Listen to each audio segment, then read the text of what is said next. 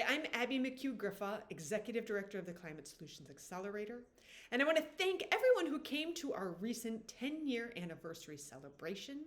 We are going to continue celebrating this 10-year milestone for a little while now, including in this video, which I'm going to spend just running down some of our big accomplishments over the past 10 years and then give you a preview of some things that are going to be coming up in the next few years. So when I think of those big accomplishments that I'm especially proud of, the thing that jumps to mind first is certainly the development of the Genesee Finger Lakes Regional Climate Action Strategy.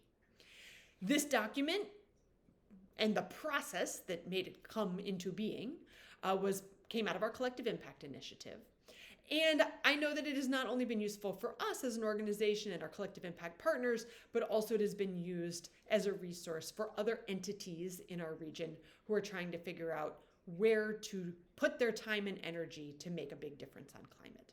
So it told us what our primary sources of emissions are, namely transportation, buildings, agriculture, and electricity generation, and what are the specific actions we can take now using existing technologies that will not only benefit the climate, but will also allow us to take advantage of the co-benefits of climate action for things like improving public health, improving access to jobs and services, and just general quality of life for those of us who live here in the Genesee Finger Lakes region. Now, another big accomplishment that comes to mind is the establishment of the Finger Lakes Clean Energy Hub. And this is a NYSERDA-funded program that we've been working on for about 2 years now. But what you may not know is that the establishment of the hub came out of a whole lot of advocacy work that happened pre-hub, where organizations such as ours and including ours went to NYSERDA to co-design a better model of community engagement and community programming.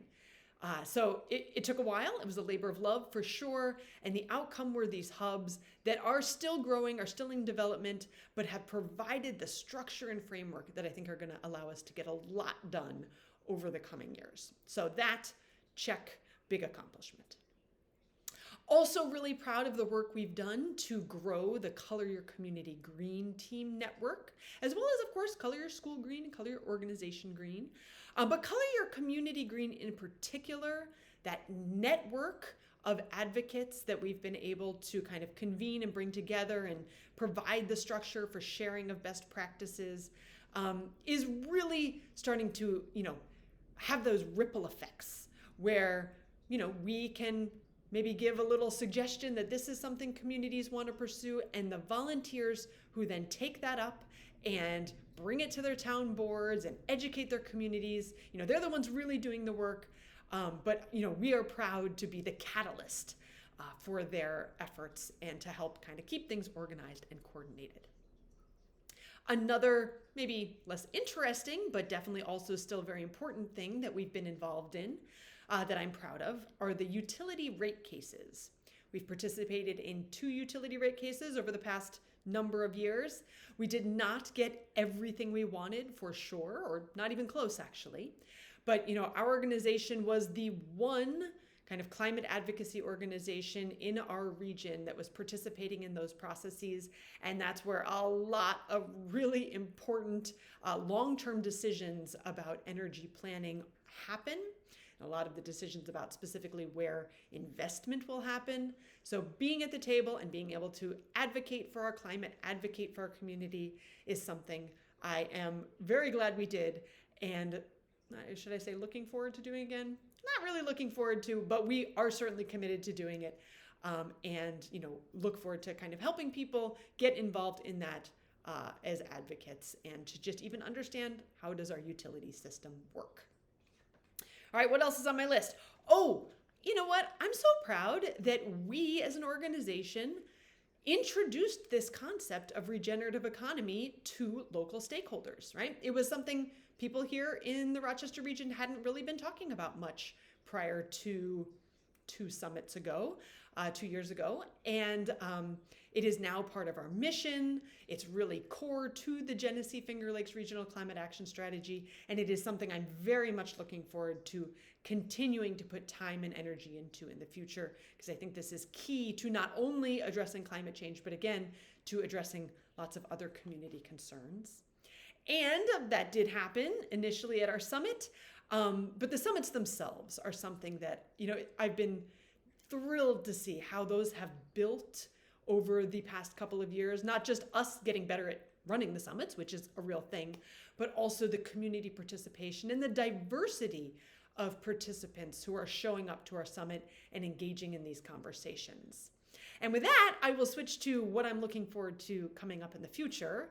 Thing number one being, I think our 2025 summit is going to be the best one yet. Totally awesome. So if you haven't yet saved the dates for April 4th and 5th, please do so.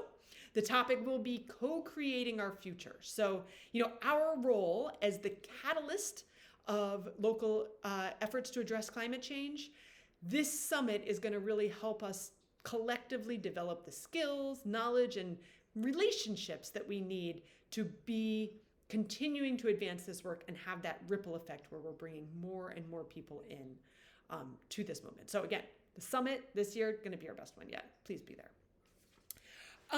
Also, I should say that, there's some stuff I'm not sure about what's coming up in the future because our next strategic planning process will be happening over this coming year. And so, a lot of things that we've set out to accomplish, we have accomplished, which is why it's time for the next iteration of strategic planning. But I do have an inkling of what some of that might include. Certainly, there will be a focus on continuing to build and improve our existing programs. So, for example, we've had 2 cohorts now go through our Color Your Organization Green program. Third cohort is in recruitment. And each year, we continue to kind of iterate on that and figure out how to best serve organizations in our region to help them along their journey to implement climate solutions. Also, of course, the hub. The hub is, we understand, going to continue for at least another 4 years after this initial 4-year contract period. And we think it will go much further into the future. But as we do that, we know we need to build it out. We need to be getting resources into the hands of more households, more organizations. And so through both the process with NYSERDA and our strategic planning process, we'll have a great opportunity to figure out exactly how best to do that. In addition, we've gotten involved over these past couple of years in doing more policy advocacy work. And in this coming year, we're going to really start tackling the split incentive problem, which is, kind of a barrier to renters getting access to clean energy upgrades. So that's, we've been involved in state level things, and this is really going to get involved here at the local level, focused on the city of Rochester. And this is a very important, from a climate justice equity perspective, making sure that no one is left behind in the transition to clean energy. The split incentive problem is not one that's going to be quick and easy to overcome, but by bringing the partners together, as we like to do, and kind of doing the research, doing the due diligence to find out what will work specifically for our local situation, we look forward to seeing how that process plays out, and we'll be certainly inviting people in to participate in it. In addition, workforce development over these coming years will become an increasing focus area for us. I don't anticipate that we are going to be directly training people to, do clean energy work, but our role as the convener, the catalyst, we've already started to do that. We just recently completed, along with CGR, workforce assessment for our region, and so now we get to use that to identify, where are the gaps? Where are people maybe not knowing that these jobs exist in the first place, or not knowing how to get connected to training opportunities or employers? So we see our role as helping to build that ecosystem or connective tissue to make sure that we have a streamlined, coordinated, strategic approach to clean energy workforce development in our region. And do I have one more thing to say? Basically just that, we're proud of what we do good work, and we know we need to do more, and we need to do it faster, and we need to just be getting climate solutions out to more people, more organizations in our region. So the continuing to do what we do, but doing it better and expanding it. That is, in a nutshell, what we're going to be focused on over these coming years. And we are so grateful to everyone who's already part of that work and look forward to welcoming more and more people in to support it, because we know that we cannot alone solve the climate crisis.